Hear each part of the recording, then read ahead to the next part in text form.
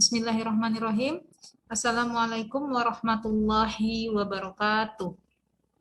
Waalaikumsalam warahmatullahi wabarakatuh. Ya, terima kasih untuk Syaril yang sudah bergabung untuk mengikuti pembelajaran kita pada pagi hari ini. Bersyukur kepada Allah Subhanahu wa taala yang senantiasa melimpahkan kesehatan ya untuk kita semua sehingga kita bisa kembali mengikuti pembelajaran seperti sedia kala. Baik, langsung saja. Sebelum memulai pelajaran, ada baiknya kita berdoa terlebih dahulu ya agar pembelajaran kita mudah-mudahan diberkahi oleh Allah Subhanahu Wa Taala. Doa dimulai.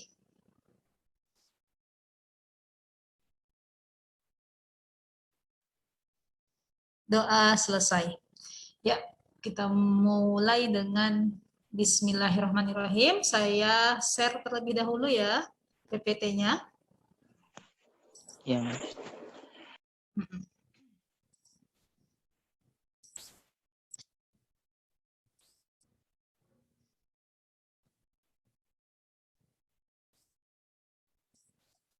minggu lalu kita belajar tentang apa ya? Saya masih ingat.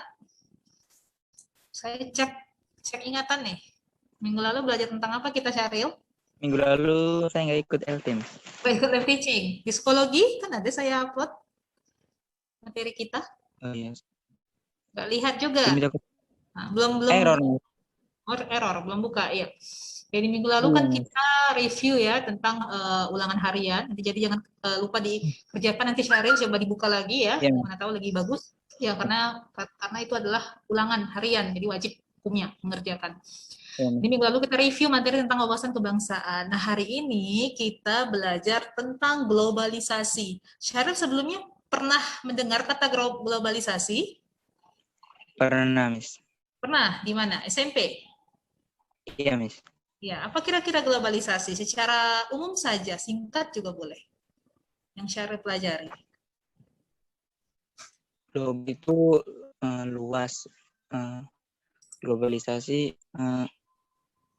mana ya? Globalisasi. Dari kata global artinya apa? Global itu umum ya, Miss. Iya, umum ya. Bisa katakan mendunia ya. Global ya kan? Iya, mendunia. Ya, jadi kita akan mempelajari tentang globalisasi. Bagaimana arus-arus ya, artinya arus-arus yang datang dari luar yang masuk ke dalam negara kita yang bersifat mendunia. Oke, kita masuk ke ininya. Terima kasih Syaril untuk ininya pendapatnya. Ya. Bisa diklik ya.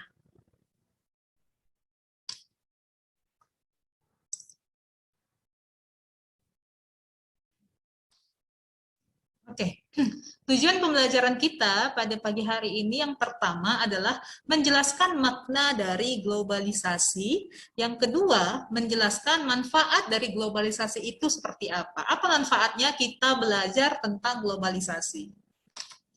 Nah, makna globalisasi. Globalisasi sendiri berasal dari kata globalization, ya.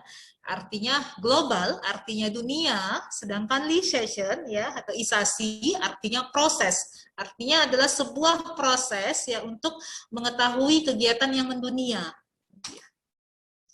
Nah, pengertian globalisasi ya menurut para pakar ya yaitu proses di mana peristiwa, keputusan, dan kegiatan di belahan dunia yang satu membawa konsekuensi penting, artinya membawa dampak dia, membawa konsekuensi penting bagi individu, masyarakat di belahan dunia yang lain.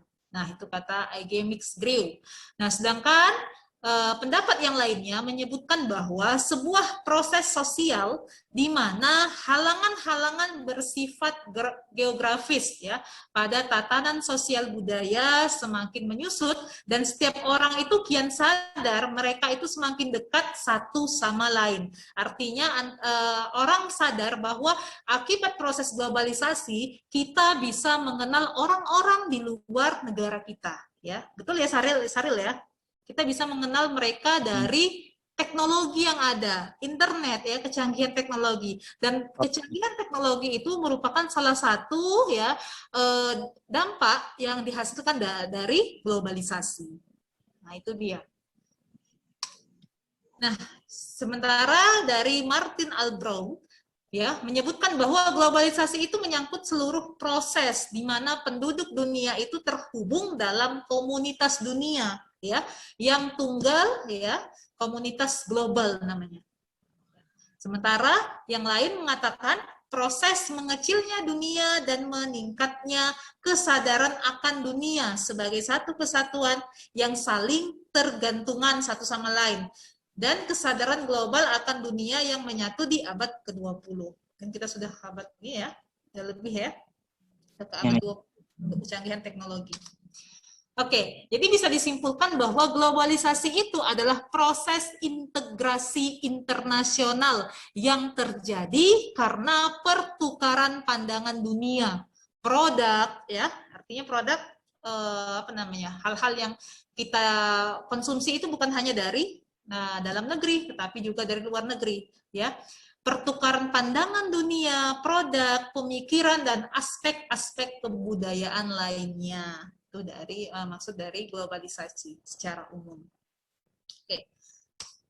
Kita masuk kepada sejarah globalisasi. Ya, jadi adanya globalisasi itu sendiri sebenarnya tidak bisa dipungkiri, dia masuk begitu saja ya. Karena apa?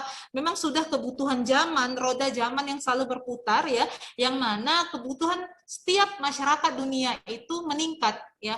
Artinya kebutuhan secara teknologinya, budaya, ekonomi, itu semuanya ada proses perubahan. Jadi ahli sejarah globalisasi sendiri berkembang pada abad 20-an. Ya, itu yang pertama.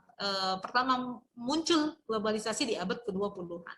Nah, ada yang selanjutnya adalah sejarah globalisasi itu sendiri didominasi oleh perdagangan kaum muslim ternyata yang ada di Asia dan Afrika ya.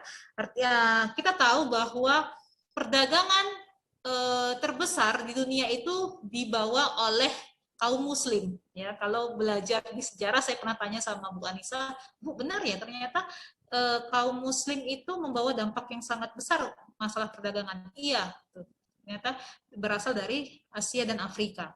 Tuh, mereka membawa misalnya alat-alat dagangannya yang hingga masuk ke dalam negeri ya, ke dalam negara setiap orang, artinya dari negara satu ke negara yang lain. Nah, itu dia dampak datangnya dari globalisasi. Karena globalisasi itu sebenarnya bukan diundang, tapi memang datang dengan sendirinya. Itu dia. Nah, selanjutnya adanya eksplorasi oleh bangsa Eropa, Spanyol, Portugis, dan Belanda. Ya, kita tahu bahwa empat bangsa ini adalah bangsa yang besar, ya, yang memang selalu sejarahnya, catatan sejarah selalu banyak menyebutkan bahwa bangsa ini selalu singgah dari satu negara ke negara yang lain, gitu ya. Oke, yang selanjutnya adalah perusahaan Eropa mulai membuka cabang di Indonesia. Ya, kita tahu ya, Nak ya, seperti PT Freeport, ya kan, Unilever, apalagi banyak lagi ya, kita bisa temukan perusahaan-perusahaan asing yang dia ada di luar negeri juga ada di Indonesia, ya, seperti misalnya McDonald ya, McD, ya kan, Saril, KFC, pernah nggak suka nggak makan itu? Ya, itu kan bukan perusahaan yang bukan asli dari Indonesia, berbeda dengan seperti ayam geprek ya kan, bakso Mas Joko misalnya, itu memang asli produk dari Indonesia. Nah, tapi yang saya sebutkan tadi itu berasal dari luar negeri yang dia artinya membuka membuka peluang usaha di negara Indonesia. Artinya ada keterkaitan ya usaha yang ada di luar negeri dengan di Indonesia. Artinya ada hubungan kerjasama. Itu dia.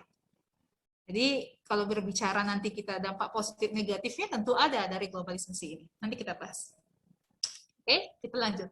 Nah, ciri-ciri dari globalisasi. Nah, yang pertama adalah adanya perubahan ruang dan waktu. Jadi ciri-ciri globalisasi itu memang karena ada perubahan waktu, zaman yang memungkinkan arus globalisasi itu masuk. Yang kedua adalah meningkatnya interaksi kultural melalui media sosial. ya kita bisa tahu sebuah negara itu memiliki budaya A, B, C itu dari media sosial, ya, seperti misalnya televisi, ya, yang bisa kita nikmati sekarang, internet, ya, karena dari media massa, ya kan, dari handphone, ya. Nah, itu salah satu peran media itu sangat besar, ya. Itu semua adalah dampak dari globalisasi. Yang selanjutnya adalah ketergantungan negara-negara pada pasar. Nah, kita tahu bahwa tidak jauh-jauh saja negara kita juga sangat sangat dekat dengan yang namanya perekonomian. Ya, perekonomian itu sifat konsumtif yang dimiliki setiap masyarakat, khususnya masyarakat di Indonesia itu tidak dipungkiri, akhirnya bisa membawa produk-produk di luar, ya, yang di luar negara kita masuk ke dalam negeri, ya, karena apa? Memang untuk kecukupan kebutuhan yang ada di Indonesia. Kalau kita tidak bisa pasok sendiri dari negara kita, tentunya kita akan minta dari negara luar, ya. Nah, jadi ada proses ekspor impor barang, ya kan?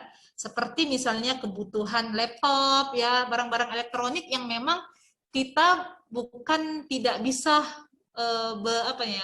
bersaing, tetapi memang tidak dipungkiri kualitas barang-barang elektronik kita masih jauh di bawah ketimbang kualitas dari luar negeri. Ya, ya enggak ya kan? Saril? Saril punya laptop? Nggak punya, Miss. Oh, nggak punya. Handphone? Handphone ada, Miss. Ya, merek apa? Vivo. Vivo, buatan luar ya? Buatan luar nggak, Saril? Iya, Miss. Iya, jadi memang itu tidak dipungkiri, memang seperti itu gitu, karena ketidakmampuan dari bangsa kita, artinya kualitas kita yang masih terbilang rendah, ya, mau tidak mau tergantung terhadap pasar-pasar di negara lain, ya kan?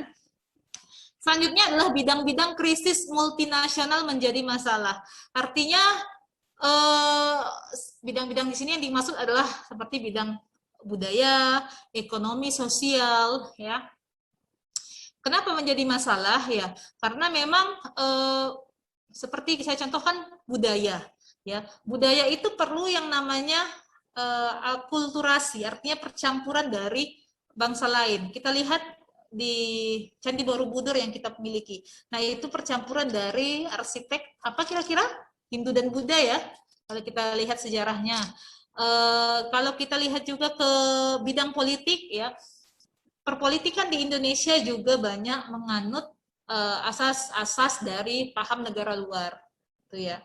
Jadi memang tidak dipungkiri krisis multinasional itu sendiri menjadi masalah, sehingga memang globalisasi ini memang sangat-sangat diperlukan, ya. Artinya bisa memang datang ke negara, setiap negara, tidak bisa, kita hanya bisa memfilternya tapi tidak bisa dibentengi, seperti itu dia. Oke, sampai sini kita lanjut. Nah, faktor pendorong. Jadi faktor pendorong adanya globalisasi itu yang pertama, produk nasional itu tumbuh dan meningkat dengan cepat. Artinya kita bukan hanya membutuhkan produk-produk dari luar, tetapi ada kalanya negara kita itu menjadi negara pengekspor, ya, ke negara lain, ya. Kita pengekspor garam, ya. Kalau dulu kita di masa Pak Soeharto, negara terbesar, ya, negara hampir dibilang negara nomor 1 yang mengekspor beras ke luar negeri. Nah, itu di masa Pak Soeharto. Tapi kalau sekarang kita bukan negara pengekspor, malah jadi dikatakan negara importir, ya, beras, itu dia. Swasembada juga, ya, buah-buahan, ya, itu juga. Jadi faktor pendorongnya itu. Yang kedua, kebersamaan dengan perkembangan muncul faktor yang bertindak sebagai pemicu seperti revolusi dalam teknologi. Nah, itu dia, perubahan-perubahan teknologi, ya. Nah, dari kita lihat komputer saja dulu yang dari yang besar, ya, layarnya tebal, hingga ke tipis, sampai ke laptop, hingga sampai ada yang cuma layar aja, ya kan. Nah, itu dia perubahan. Yang selanjutnya adalah kekuatan-kekuatan mempermudah munculnya perusahaan besar berskala global, ya, seperti Unilever dan yang lain-lain. Nah, Selanjutnya, kenapa kita harus belajar globalisasi? Apa tuh pentingnya globalisasi? Nah, globalisasi sendiri adalah suatu fenomena khusus dalam peradaban manusia yang bergerak terus dalam masyarakat global dan merupakan bagian dari proses manusia global itu sendiri. Nah, kehadiran teknologi informasi dan teknologi komunikasi mempercepat akselerasi proses globalisasi ini. Jadi kita memang sangat penting mempelajari globalisasi. Kenapa? Ya karena memang dengan adanya globalisasi, kita tahu informasi-informasi yang ada di belahan dunia. Dengan adanya globalisasi, kita mengetahui ya kecanggihan-kecanggihan teknologi pada masa ini, ya kan? Globalisasi itu sendiri juga membawa dampak positif dan negatif bagi kita. Positifnya seperti apa? Itu tadi kita bisa tahu negara luar dari akses internet, ya kan? Kita bisa memakai produk-produk dari luar negeri, ya, karena kita tahu misalnya karena produk di Indonesia itu masih kalah saing, ya, kualitasnya masih jauh dibandingkan dengan produk-produk di luar negeri. Nah, itu tadi adalah proses dari globalisasi. Nah, jadi sangat penting kita mempelajari harus globalisasi, ya. Nah, selanjutnya adalah manfaat, ya. Kita belajar bicara manfaat. Jadi manfaat dari globalisasi itu sendiri merupakan perubahan tata nilai dan sikap, ya, tata nilai dan sikap kita. Artinya apa? Globalisasi itu sendiri kan tadi saya katakan membawa dampak, ya, dampak positif dan negatif. Positifnya kita bisa tahu dunia luar, kita bisa mengetahui kecanggihan teknologi, ya, tapi negatifnya ya karena globalisasi juga kita akhirnya bisa menjadi bangsa yang yang meniru-niru bangsa lain, ya, seperti arus westernisasi ke barat-baratan, ya, meniru ke barat-barat bangsa di luar sana yang memang berbeda dari budaya kita, budaya timur. Selanjutnya, dari teknologi yang kita dapat, kita bisa mengakses apapun, artinya kita bisa membuka informasi apapun, baik informasi yang baik maupun tidak baik. Akhirnya bisa berdampak kepada jiwa, sikap, dan sosial dari bangsa kita. Ya, bisa terjadi dekandisi moral, artinya penurunan nilai-nilai moral. Nah, yang kedua adalah berkembangnya ilmu pengetahuan dan teknologi manfaatnya. Ya, itu sangat memang kita rasakan, ya. Yang ketiga, tingkat kehidupan yang lebih baik. Ya, dari globalisasi kita tahu mengenal kecanggihan teknologi, artinya itu bisa membuka peluang usaha bagi bangsa kita dengan membuka misalnya toko, menjual produk-produk dari luar negeri, ya, menjadi banyaklah, ya, yang bisa dilakukan, ya, dari kecanggihan teknologi. Ya, jadi meningkatkan taraf hidup orang lain. Oke.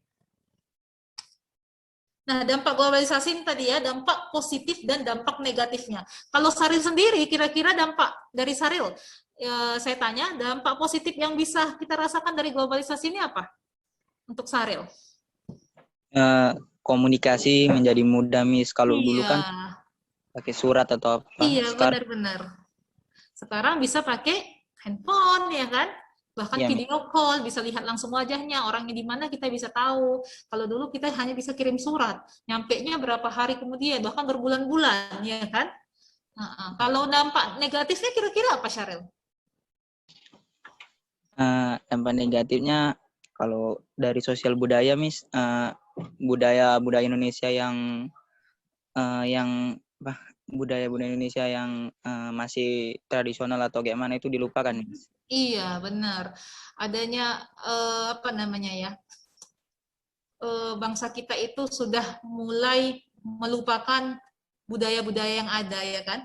Bahkan kalau ditanya mungkin untuk remaja ya sudah tidak mengenal lagi, ya kan, budaya-budaya misalnya dari Bali apa, dari ini apa, bahkan mungkin lebih paham budaya dari luar negeri, ya kan?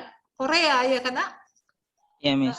Kalau dulu katanya westernisasi ke barat-baratan, kalau sekarang koreanisasi mungkin.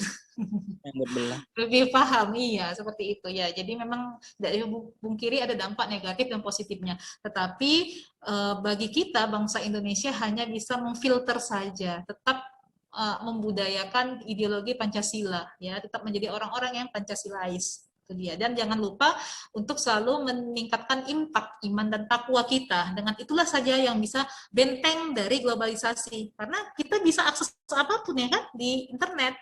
Orang tidak tahu apa yang kita dapat, informasi baikkah atau yang buruk gitu ya. Nah, itu dia.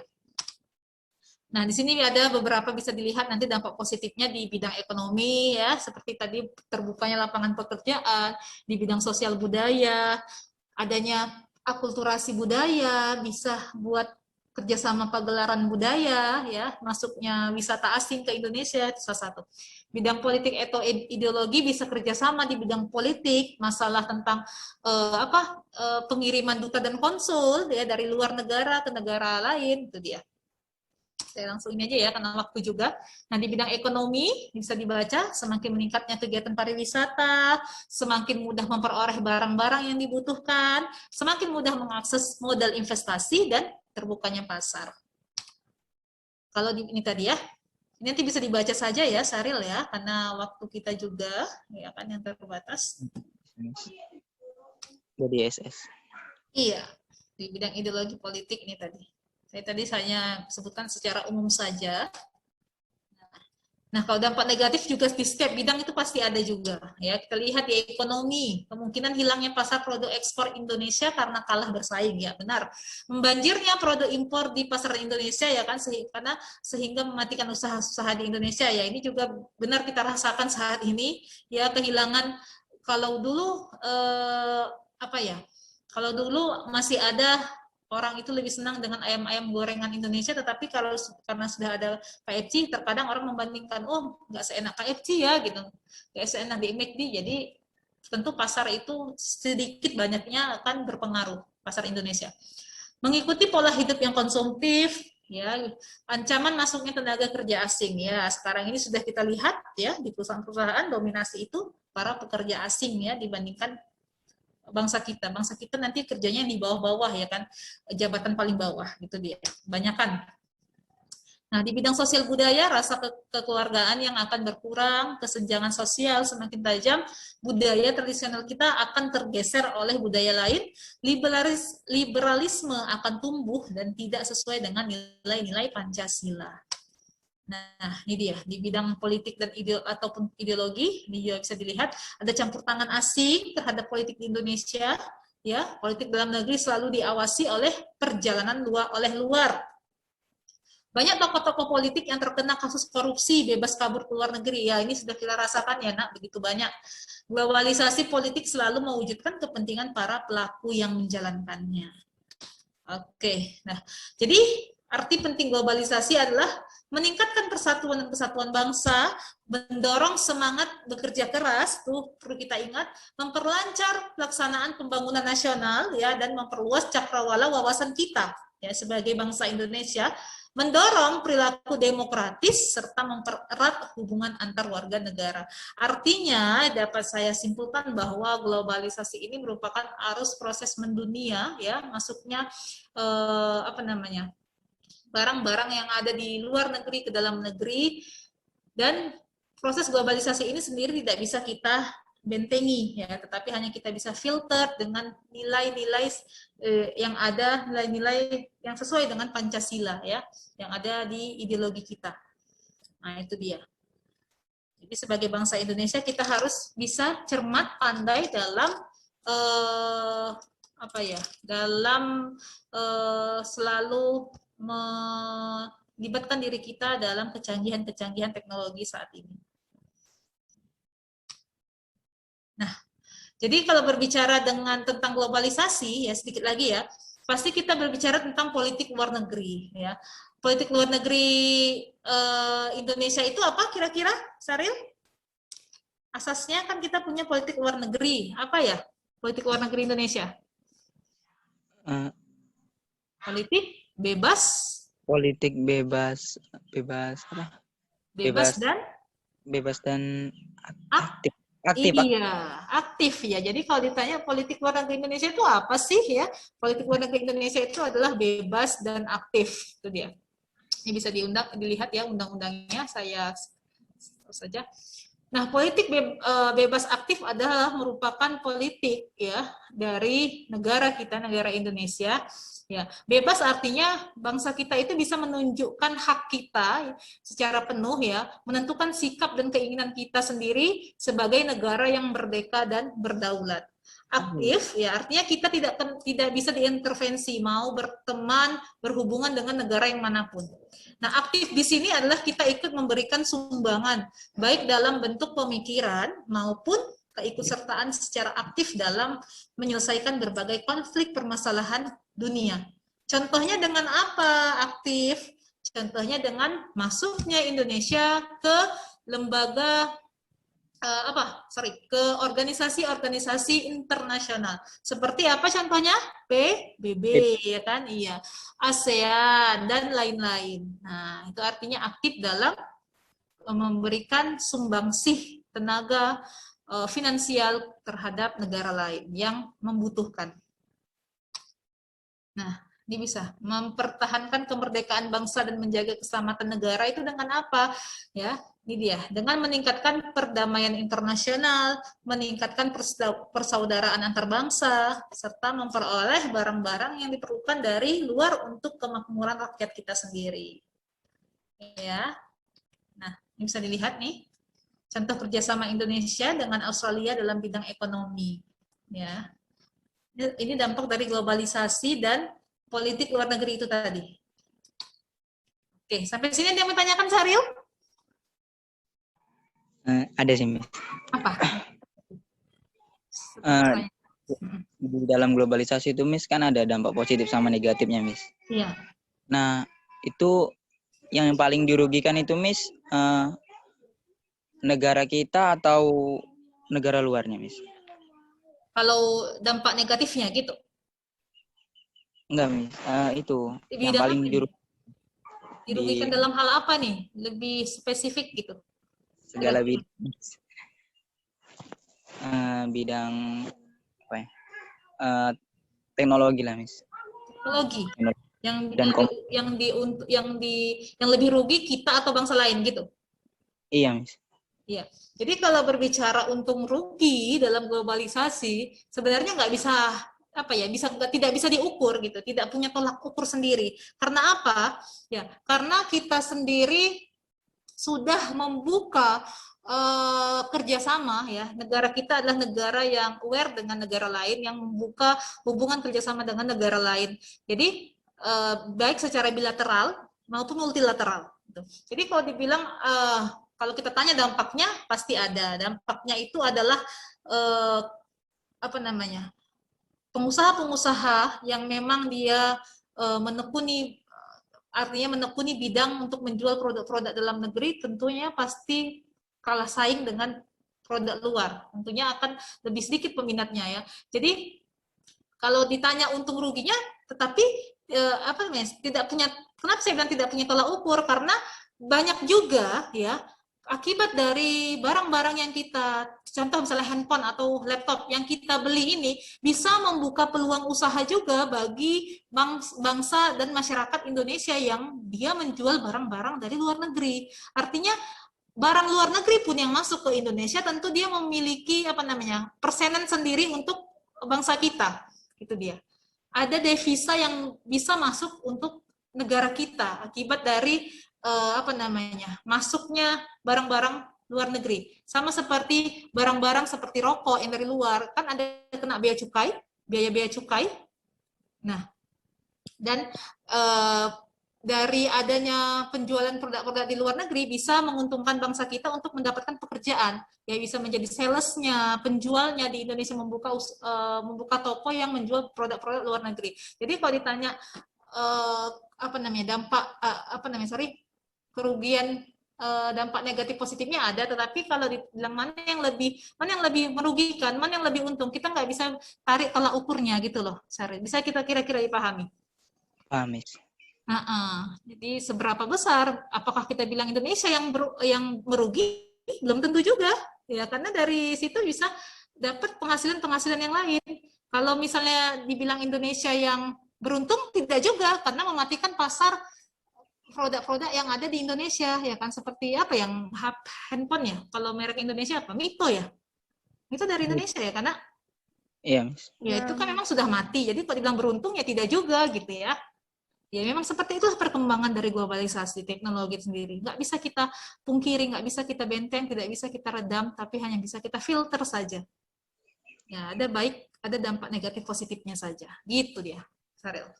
Hanya Iya, Miss. bisa diperkecil saja dampak negatifnya.